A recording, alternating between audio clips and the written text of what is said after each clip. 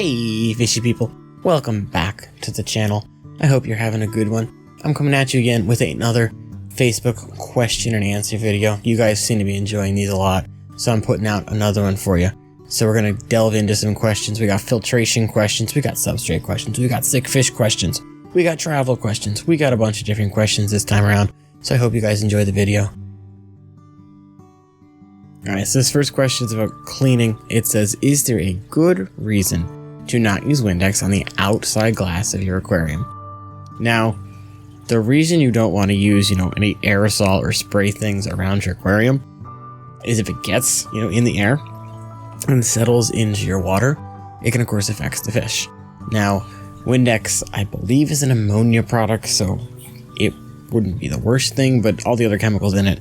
So you don't want Windex anywhere near your tank. If you want to use Windex to clean the glass, you can spray it on a paper towel around another room, not near your fish tank. So spray it on a paper towel, similar to like when you're cleaning your computer screen. If you want to use Windex on your computer screen, you don't spray it directly on the screen. You spray it on a towel or on a cloth or something, and you wipe it down. So if you want to use Windex, spray it outside your fish room or away from your tank. As long as the air isn't moving crazy and you spray it, low enough, put it on the paper towel, go to your tank, wipe it, and everything will be good. This next question is kind of a funny one. It says, why are sponge filters popular? When I first read it, I thought it said, why are sponge filters so popular? I think sponge filters are popular just because they're so easy.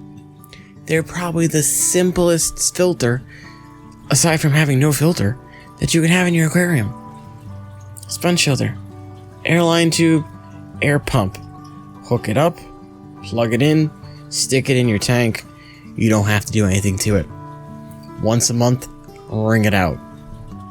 You're done. I think they're just so popular because they're so easy to use. And other companies and other channels started using them a lot and created their own. And I think they just got more popular from that. So they got popular because they were talked about online a lot and they're super easy to use.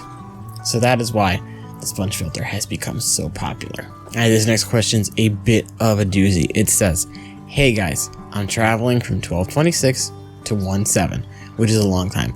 Will 2 7-day vacation block be fine for my two betas? One is in a 5-gallon, the other is in a 10-gallon. I have an auto feeder, but I'm scared about the ammonia spike while I'm gone. I could ask my boyfriend to take them, but I don't want to stress them out. What should I do? So, lucky for you, I just did a video where I asked a bunch of fish keepers. I'll put the link here, card up there, simple fish keeping video, where I asked a bunch of people, what do you do if you're going away for a certain amount of time? There were a couple people, and myself included, that said the longest they've gone is 10 days. Now I did the math, I believe this is 12 days. You're worried about the auto feeder and ammonia spike, but those, block things are probably worse in the long run than your auto feeder. Test the auto feeder before you leave. Make sure it's only putting out as much food as the fish need, and if it's just a beta, they don't need that much food anyway, and they'll be fine.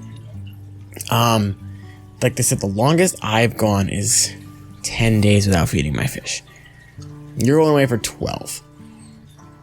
If you want to have your boyfriend come over and feed them like on day 5, that would work. But you are right that, if your boyfriend takes them, it might stress them out.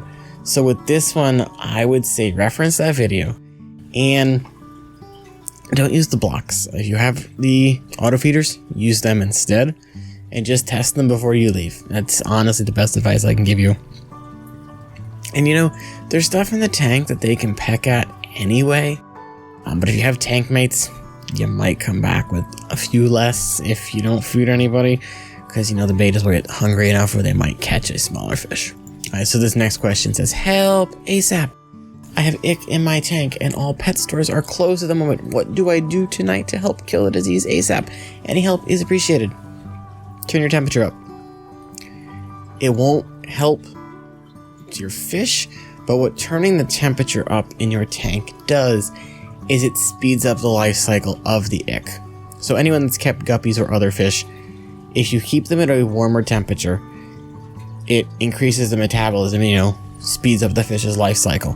Same process works with ick. If you're keeping a community tank and your water's 76, 78, slowly crank the temperature up to 82, 84 if your fish can handle it.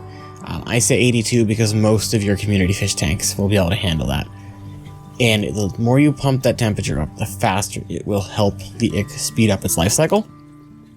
Again, it won't help your fish, but it will help kill that disease faster. Think of us when we have a fever. We get a viral infection, our bodies create a fever to help fight the viral infection and kill it faster.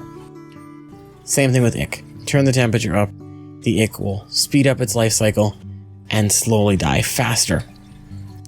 If you have some aquarium salt, throw that in there to help balance out your fish's stress, because the warmer temperature will, possibly stress them out. Keep an eye on your fish. Make sure, you're not starving them of too much oxygen, because the hotter your temperatures, the less oxygen is in the water. Just keep an eye on your fish, but cranking that temperature up will definitely help them survive until you can probably get to the pet store. And even if when you go to get the pet store stuff, the ick medicine is going to say to increase your temperature anyway. So you're already doing the first step in the process. And also, do a water change on the tank, because ick is usually caused by something wonky in the water, stressing your fish out, reducing their, normal immune response. So just do a water change, check your parameters, just make sure nothing's off. And that'll also help, calm them down. And clean water is always a plus, especially when you have sick fish. So just make sure your water's clean. Do a water change, increase your temperature. The fish should be fine until you can get some ick med. Alright, this next one's kind of a two-parter. It says, I can smell chlorine in my tap water all of a sudden and have to do water changes. I'm afraid of overdosing prime.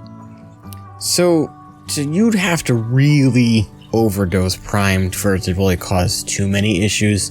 If you're that worried, double the dose and you'll probably be fine. I know personally when we moved into this house, for our chlorine, came out at like nothing. Then things happen, and they increase the chlorine dosage in our water. Ever since, when I fill up a bucket, it smells like a bucket of bleach water or chlorinated water from the pool. I dose my API and my prime like I normally would, and have had no issues. If you want to double the dosage or 1.5 the dosage, the fish will be fine. It's not going to do too much crazy stuff. They'll be fine. You'd really, really have to, you'd have to like sextuple the dosage or something for it to be that, to injure your fish. The second part says, what bottled water is safe to use in an aquarium? I'm not sure how to get all the water warm enough. Really, any of your bottled waters are going to be fine, because most of those bottled waters are going to be dechlorinated anyway. So those, really any you could use. To get them warm enough for your beta tank, what you could do is like microwave them, heat them up little by little. Depending on where you live, you can put them in the sun, let the sun warm them up naturally. You could try heating up some water and then, acclimating the bottles like you'd acclimate a fish and just float them in the water. I wouldn't go over 80 though, and you'll also pasteurize and kill anything in there anyway. The other thing you could do is, if you have chlorine in your tap water, you can let it sit out for 24 to 48 hours in buckets if you have the room. And that'll, chlorine will slowly dissipate that way as well. Alright, this last question says, so, no one ever told me that aquarium sand floats. Any recommendations on how to control the floating and to get it to stay down? So, sand, you have to wash it a lot before you put it in your tank. If you don't wash the sand, the finer particles and the not gooder stuff in the sand is going to float and gunk up your water. So you gotta wash it a lot. What I do is I dump it in a bucket and I run the water.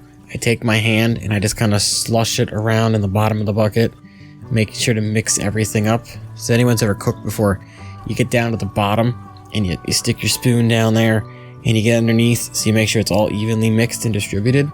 Same thing with the sand. Get it in a bucket before you put it in. Stick your hand down in there and just constantly mix it up. That's going to make sure all those finer particles get out. And put the bucket on a slight tip so that the smaller stuff will flow out of the water as you're doing it. You don't want the water, gushing out. You want it at a moderate flow so that the heavier stuff is going to settle. I would also recommend, putting the sand in wet.